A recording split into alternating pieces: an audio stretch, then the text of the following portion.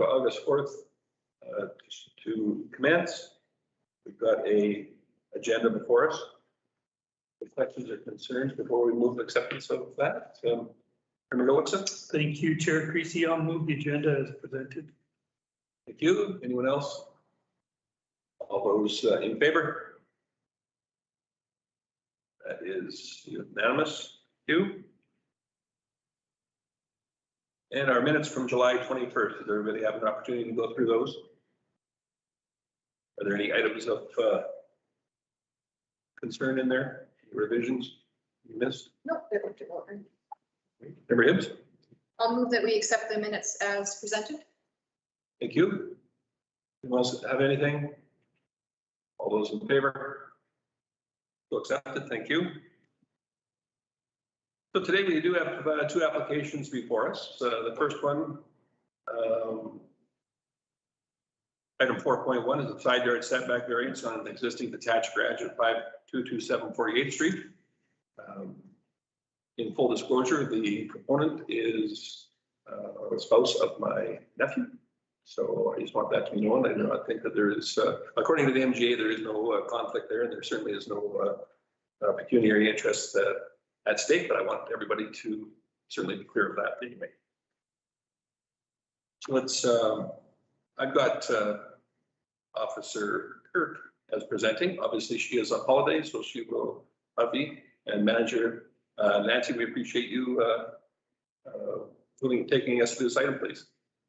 Pleasure. Thank you, Mr. Chairman. Members of the commission. Yes, the development officer is on her summer holiday, so she's at the meeting available.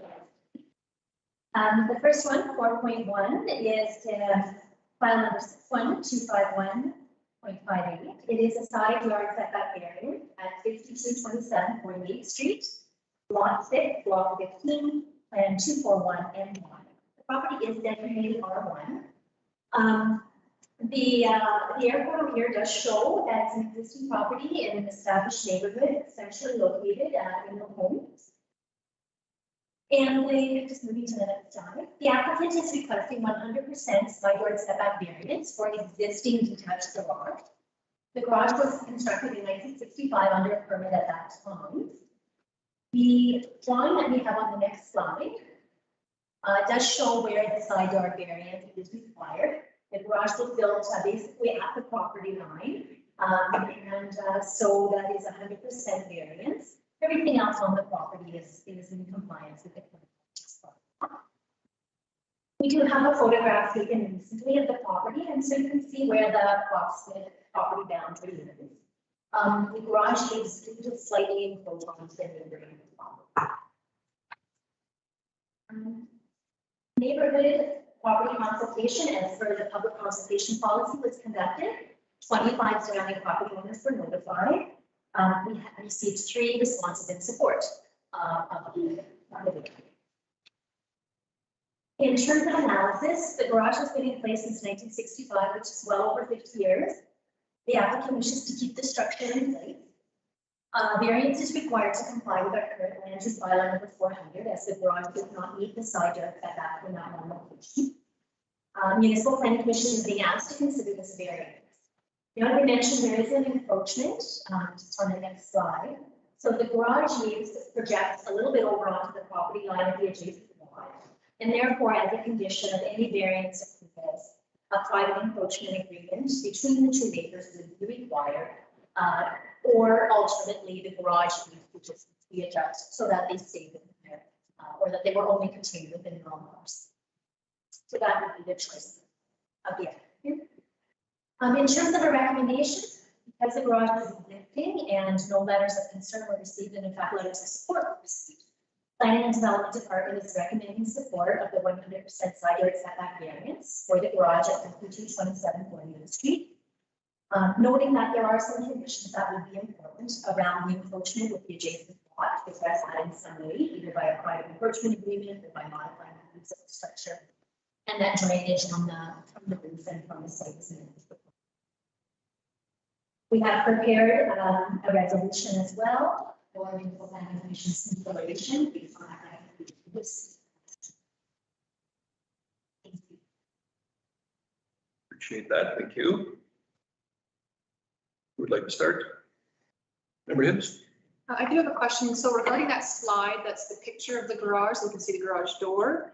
So the line indicates that the boundary is actually at the wall then. It is not like, because I see it appears anyways that the driveway goes a little bit past the edge, et cetera, et cetera. So it is just to the edge of the wall then? The real property report, as we understand it, looking at it, the garage is basically right at the property line. So that I'm not sure about the asphalt, and that wouldn't require a pledge from variance if it is an actual.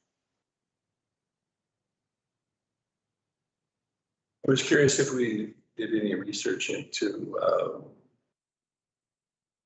the regulations as they stood in that mid-60s range when some of these were built, because it seems interesting to me that when I look at, let's see, 4, 5, 6 out of the visible 7 properties on this, I think they're kind of all in the same boat here.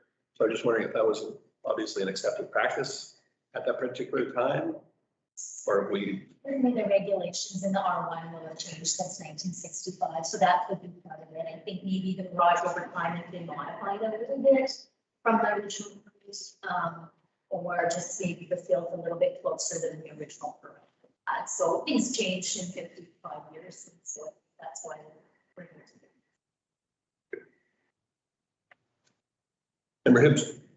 Not to preclude anybody from asking any further questions, but I mean, again, we're dealing with an existing building.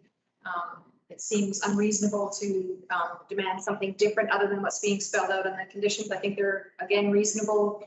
So I would move that it be resolved that Municipal Planning Commission approve 100% side yard setback variance on an existing detached garage located at 5227 48th Street, Lot 6, Block 15, Plan 241 NY, zoned R1, and part of the downtown area redevelopment plan, medium density transition district, with the following 6 conditions. And then also just a further clarification, more for neighbors than anything, should the structure ever be torn down and then, I don't know, replaced by some other structure similar, I would imagine that new structure, of course, would have to follow the new bylaws and would not be applicable under this variance being granted. This is specifically for that building. Should it ever be taken down, that's off the table, and now it's under the new bylaw. Okay. Thank you. Perhaps a little unusual to allow the proponent to speak, but being that you've taken the opportunity to be here, Stephanie, did you choose to say anything at this time or no? I don't have anything. Sit out there with questions for me. Anyone else? Member Gulch? Thank you, Chair Creasy. Just in regards to the encroachment agreement, have you discussed this at all with your neighbor yet? Well, as I understand, Jessica was dealing with that. Jennifer? Yeah. No? Oh, yeah, Jennifer, I apologize. Yeah, sorry. As a landlord, you would need to deal with that, or have your lawyer deal with the encroachment agreement, or adjust your choice. If you want to enter into the agreement, and then register that on ourselves or our lawyers. Yes, we can help you prepare if you'd like. I think that's miscommunication. Certainly might help you prepare it, but you need to. Okay. And of course, that has to be in place before any of this takes, Before the permit is. the permit is finalized. So that has to be there first before this, whatever we approve, becomes. There's definitely been some misunderstanding somewhere, because I forwarded on to our lawyer that we were attending this meeting, and the response was, great, let me know how it goes. Yeah, well, this is the first step. Yeah, that's fine. Yeah, but before everything is official, that has to be in place. Is that not correct? So now I'm gonna go back and tell her, yeah, To get, yeah, you've got our approval to get that agreement. You wouldn't want to take the agreement if we said, no, we have to move the building. Right. So this would be the first step. Okay. Member Glant, I don't want you to feel left out there joining us electronically. Is there anything that you care to add? No, that's great. Thanks, Chair Creasy. Okay. Does anyone have anything else? You have a motion on the floor from Member Hibbs. I will call the question. All those in favor? I see none opposed. That is passed unanimously. Thank you. So as was stated earlier, well, it certainly is your responsibility. Certainly the planning and development crew will be happy to assist you in drafting an agreement that will suffice should your lawyer not be in a position to do so, which that's completely your choice. So once we have that, then we would just submit that like within the development permit. That's an item that is registered on the title of the land. And then you can proceed with the other documentation after that. You could just let us know it's prepared and we'll check mark that. This is by far the most time consuming portion of what you went through. Do this. And I know when you're not used to dealing with this type of thing on an ongoing basis, it can seem a little daunting and confusing. However, this is the process that is laid out for us by the Municipal Government Act so that it remains fair and equitable for everyone involved. Okay, thank you so much. Thank you. Just a decision letter because none of the conditions changed, so otherwise we would have just mailed it out to them. And then the line, excuse me, Phil, that time.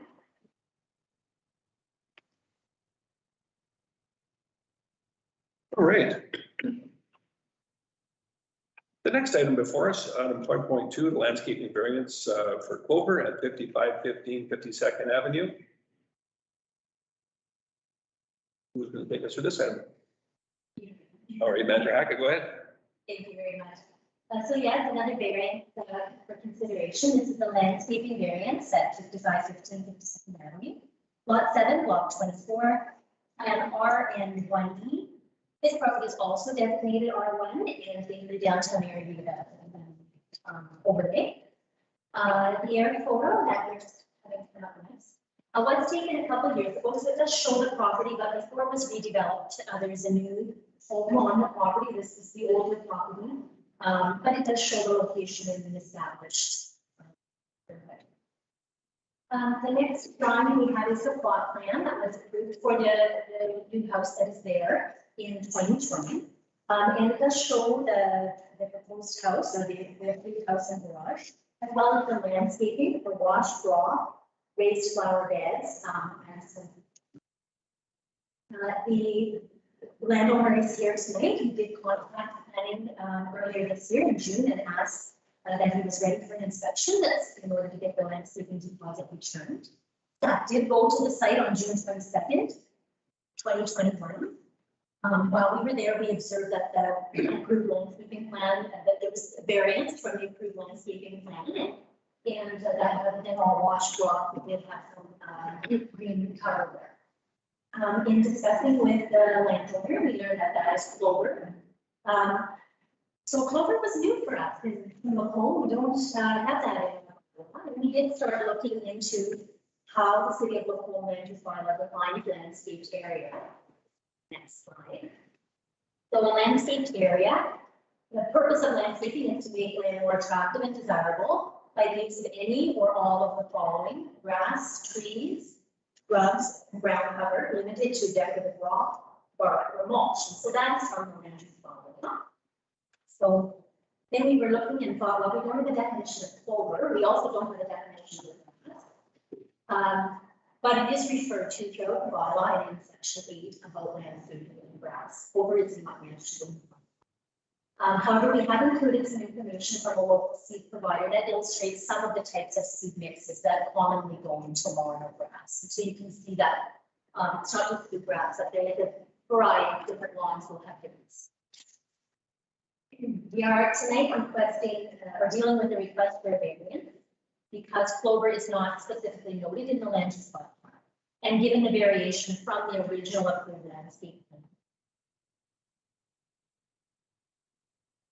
Clover is new, as I mentioned, for the home. So staff have completed a little bit of additional research to assist the commission members at that point.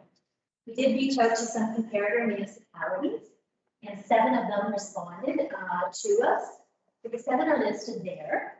None of them having their land use bylaw mentioned Clover. So this would be new for them.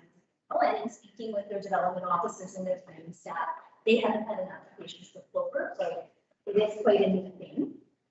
In speaking with them, just to summarize, They did indicate that if they received an application, they would want to think about compatibility with surrounding properties, perhaps some kind of clover mixture or micro clover mixture.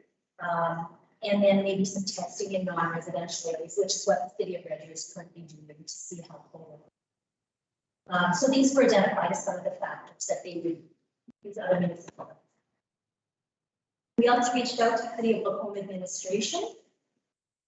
So we've learned from bylaws that clover is not a noxious or prohibited weed, so that's not a concern. And certainly there are some environmental benefits associated potentially with clover lawns.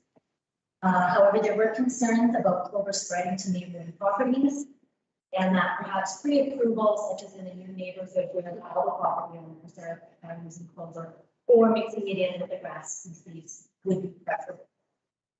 We also looked at the environmental benefits, and thank you to the applicant who did provide a great reference source, and that's credited in the agenda as well for some of the environmental benefits. So just to summarize those, some of the potential positive benefits are that clover requires no fertilization or fertilizer, so that's good environmentally. It competes well with other plants for weeds. It requires less frequent mowing. It's more drought tolerant, and in a year like this, that's an important consideration, as well as attracting pollinators. However, on the concern side, some of the potential concerns are that it can spread or be a bit invasive. It can look patchy or may grow unevenly, and it can attract bees and it's attracting pollinators, and that may be a concern. Pets on their lawn. Staff did make a couple other site visits just to see how the clover was growing over the summer, and so those are on your agenda. It might be closer up for you, but you can see these were some of the other photos to compare from our knowledge.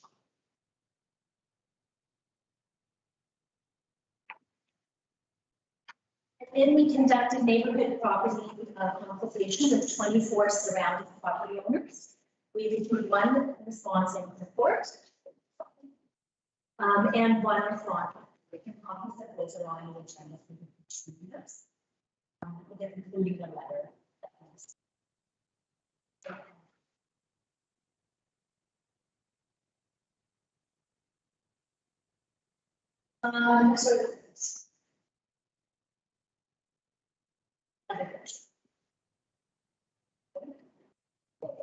So in summary, request for a variance to an approved landscape plan is being considered for 5515.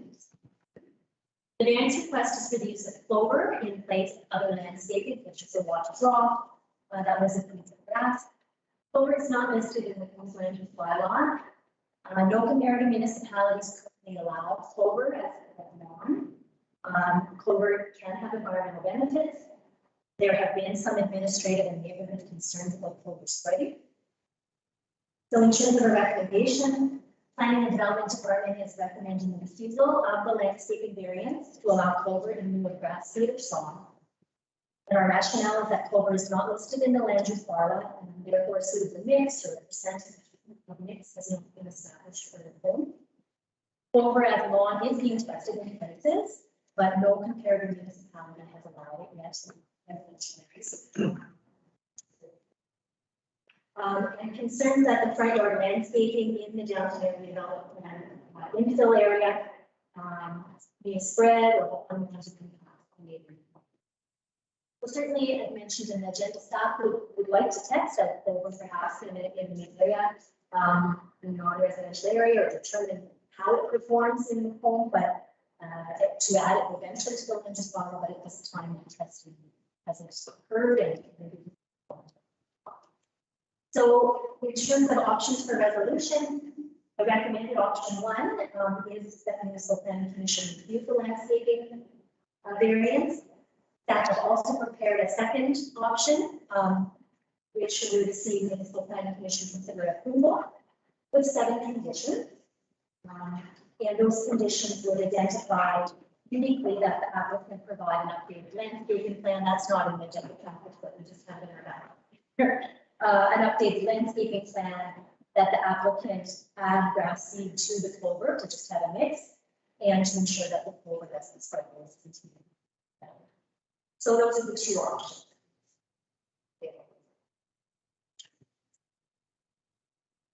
Thank you. Who would like to start? Member Hibbs? Thank you, Chair Creasy. Ironically, I was actually looking at this very topic maybe a month, 6 weeks ago, something like that, just because I had heard about this and I thought, oh, this is interesting. And I was thinking about it for my own purposes, to be honest with you. So I have already done a lot of research on this. I will be upfront in saying that I'm going to be supporting the recommended option is disallowing, and only because first and foremost, I think that this is something that City Council needs to address as far as the bylaw, and I think it needs to be a lot more clear in there before I'm prepared, at least as a member of this body, to go ahead and say a yay or nay. Because of the amount of research I was doing, I know that there are so many different options and there are many, many challenges, and I think that it would be premature for us to say, yes, go ahead. Not to say that this isn't something that could potentially work in our community. I just think it's just not quite, it's not the right time right now. So I guess I don't really have any questions per se, other than that is where I'm feeling right now. Good. I was curious, was there any reasons given as to why the original zero escape type plan was not adhered to? Mr. Chairman, I don't know that applicant is here to speak. Very good. So we don't have the on file. Mr. Wowski, obviously you've had a change of heart here because of the. Yes, I've actually got a lot here on a lot of speak. That's why I'm asking you. So I just, what was the change of heart from the original approval? Well, on this particular issue, there's a lot more to this. There's a lot of stuff in this information that's actually not for the record. This one report has a lot of inaccuracies that I'm prepared to address. By the way, the report was dropped on my doorstep by email 4 o'clock on Friday, this past Friday. I have had Friday, Saturday, and Sunday, holiday Monday to review it. I've had yesterday as a business day to prepare things that would refute this, some of the inaccuracies of the report, which I've done. And the author of the report isn't here. But on holiday, had dropped it on Friday and went on holidays for 2 weeks. So very frustrating from my point of view. I mean, you know, I'm trying to come up with a solution. The quick answer to that particular question is looking for a non-landscape area. I went around to the 24 properties that we're talking about without exception. Every one of them is infiltrated with broadleaf weeds. More than half of them have disintegrated concrete. More than 3/4 of them need new driveways. There are all kinds of environmental infractions throughout this whole thing of all 24, including the one that would be proposed, who's not here, of course, and quite protected.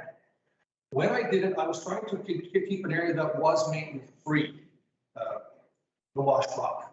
As such, the patch we're talking about will fit in here.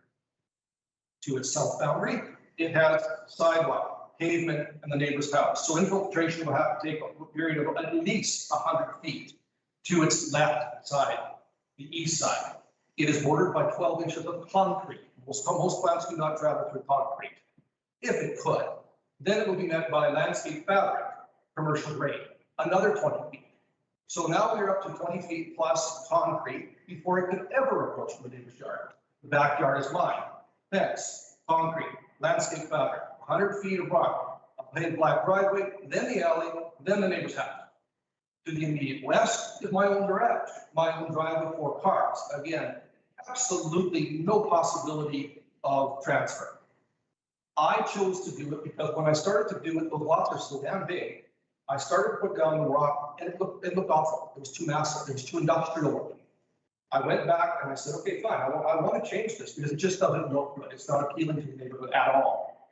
We looked at environmentally and there's one piece of information. I hope everybody understands here why they tell us not to cut our dandelions down in spring.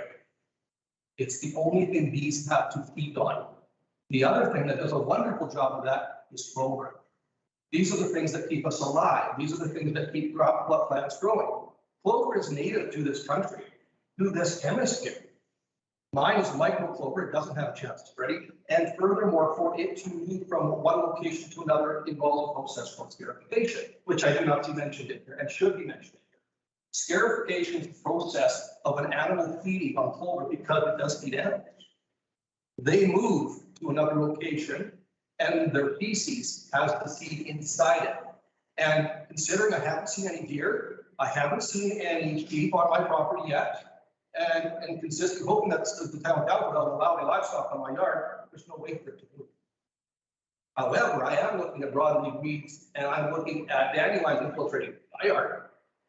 So this was the most environmentally responsible option. It requires far less mowing. It doesn't require any chemicals that lawns require. So I was doing this from an environmental point of view. My intent was never to circumvent this policy or blah, blah, blah. The policy says sod. It says sod. That was your definition at the time, whether that was intentional or not, wasn't really a problem. And in their own report, they asked for a definition, which lists sod as a form. A form is specifically listed as clover. So in fact, sod is anything that can be cut that is suitable for ground cover. It's all in here. I went over to the bluegrass sod farm because considering the fact that they're one of the 3 largest growers of sod in this province, I have a letter here from the owner saying not only do they approve of it, not only does it work, they've actually got plans to run a test farm next year because they plan to sell it as sod, Sod is not exclusively grass, nor has it ever been exclusively grass. Furthermore, micro clovers that are designed today were designed not to spread and were designed to stay very, very low. So you get a beautiful green crop first of the year and last of the year. Mine will be green last, mine will be green first. Mine will be first. So it's frustrating that, we've taken that point of view that sod was grass. Sod was not grass. That was never defined. So that's where I chose to say, okay, well, sod. I looked it up. Sod is okay. That's the people that I went over. Sorry. We use Canada seeds. Canada doesn't grow sod. Canada does a wonderful job of selling seeds. They don't grow sod. So I went to somebody who does grow sod, and that they fully agree with this. They fully support this.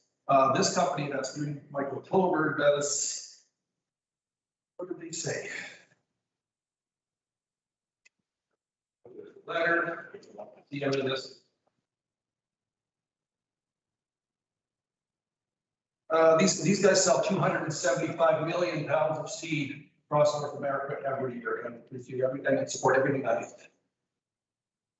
I give it for your consideration if you like it. Our landowner here. I love these spoiled people that complain but don't show. You feel this strongly, be here. I'm here. I will be here next Monday with a 30-page report on the dark project and some of the challenges that I've been facing as a builder and as a citizen. And I live there now. And I'm prepared to come forward with it, and I will. I've got one support, one guy sitting here essentially complaining. He says it's already spread. That's a lie. It's a plain lie. It did not spread. I went over and looked at the property. What he's seeing is native clover that's been around this province for 1,000 years. It was there before I started building on the property. It's not accurate, but here we are presenting it. Some of the information that were presented from the outlying municipalities, they've never said they were against it. Some of that stuff is actually being misquoted here. Mostly, to be perfectly blunt, they didn't care. They're sort of like, it's clover, we don't know anything about it, whatever.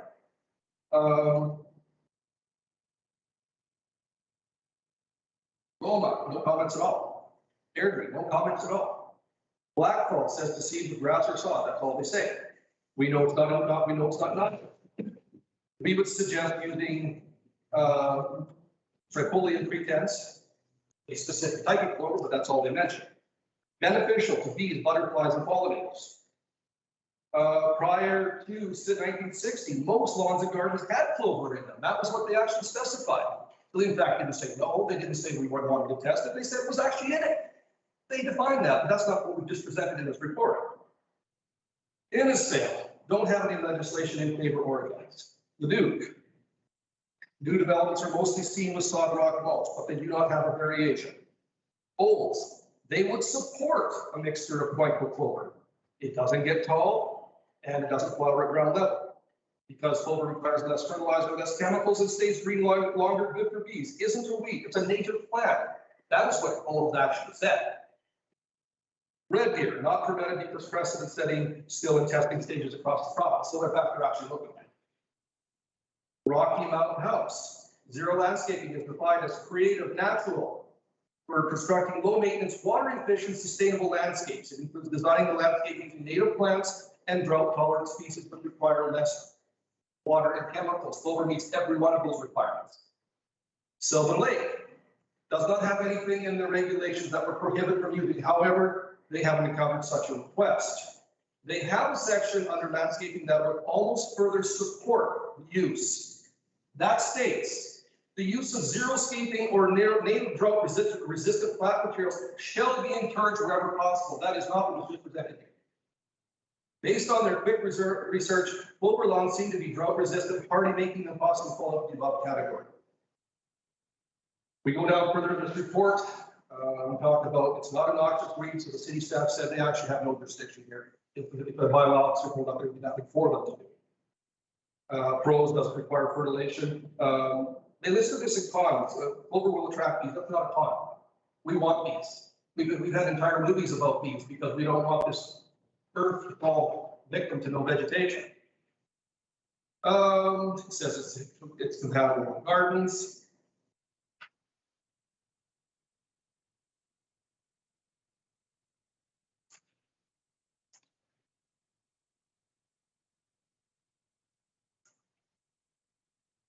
Is there any items you care to add that are not included in the report? What's that? But is there any items you care to add that are not included in the report? Just as I've touched through them, some of the xeriscaping, for instance, because I mean, when the day is done, we're not here to determine to change a bylaw or amend a bylaw. That is not the intent. The intent is whether this patch of Clover will cause a problem on this said property. And I'm saying it can't. It's not even possible. That's it. I'm not setting the precedence of any time. It doesn't change a thing. I have already developed in such a way that it cannot creep.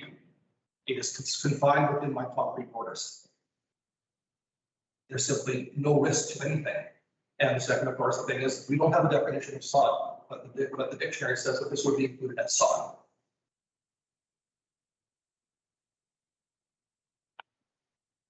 So I certainly have no reason to doubt any of the information that you brought to us. However, this is a departure from past practice, to say the least. And unfortunately, this is not the methodology to use to go about coming up with alternatives to existing plans. So it makes it an extremely difficult one for me to support this time. I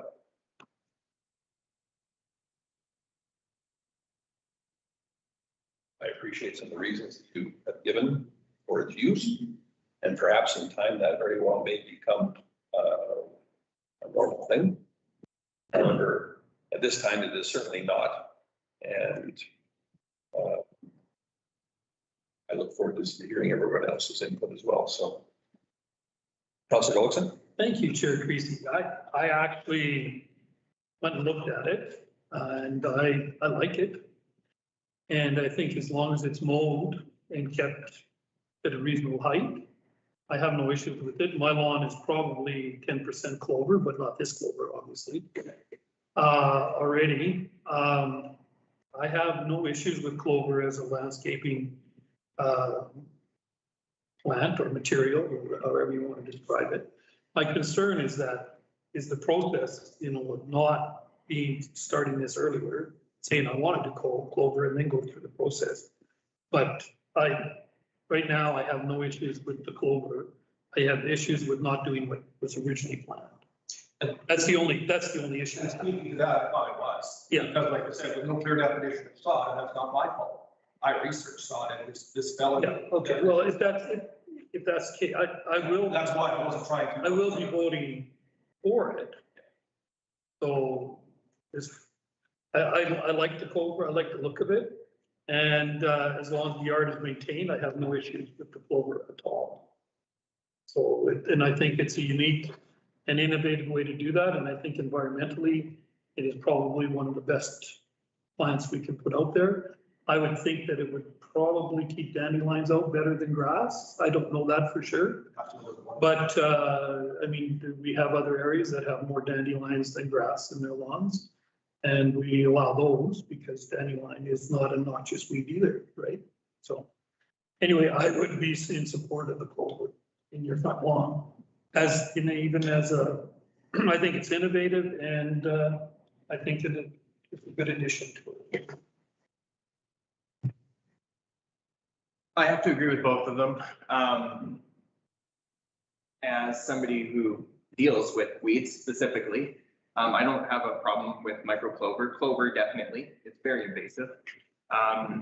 That being said, my main issue is with the process. I don't feel that this is the right way to approve something like this. I understand that the definition of sod clearly says that this is kind of thing, but I feel like it's been asking for forgiveness rather than permission situation. So the horse came before, or the cart came before the horse on this one. No specific issue with Clover though. Member Glant, anything? Thank you, Chair Creasy. Interesting discussion for sure. I can certainly see both sides of this, but again, I'm for due process, so I think I'm going to have to not be in agreement with the Clover at this time. Member Hibbs? Thank you, Chair Creasy. So in lieu of that discussion, and of course, we can still make comment to ask questions, but be it resolved that the Municipal Planning Commission refuse a landscaping variance to allow clover in lieu of sod, grass seed, or previously approved washed rock located in the front yard of 5515 52nd Avenue, Lot 7, Block 24, Plan RN1E, Zoned R1, and part of the Downtown Area Redevelopment Plan, Central Residential District. That is the motion, and I would just further make comment that I suggest that this is something that come to council sooner rather than later, because I think that this does have potential in this community, but it needs to be fleshed out at that level first, like actually in the bylaw and not at this body. Anyone have anything additional to add? Very good. Call the question then. All those in favor? And the motion was read. Yeah. And those opposed? So that would be 1, 2, 3, 4 to 1. The motion is carried. It's always weird to vote in Exactly. favor of a negative Exactly. motion.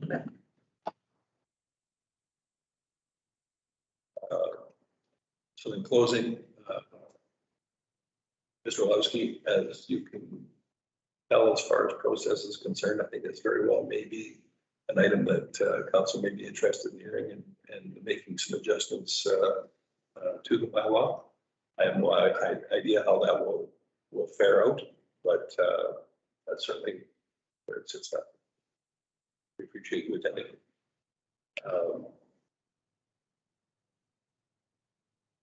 Our summary of permits issued by the Development Authority, I believe were passed out afterwards. There are 2 there. One discretionary occupancy and signage. Did you want to go through either of those or just update us for information, please? Received an application for a freestanding sign with a 1.24 meter sign area variance and a 3 meter height variance. 6 neighboring property owners were informed of the proposal and no opposition was received. The application was conditionally approved on July 29th, subject to a 21-day appeal period, which ends on August the 19th. There was also a discretionary occupancy for an arts and crafts studio to be located at number 1, 7102 52nd Street. A total of 21 property owners within 60 meters of the subject site were notified. No opposition was received, and this was conditionally approved on July 29th with a 21-day appeal period ending August 19th. You.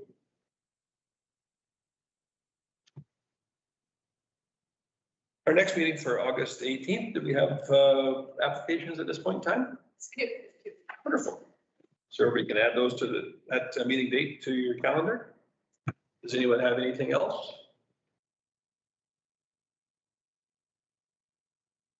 No, we can wait for motion. Oh. Move to adjourn.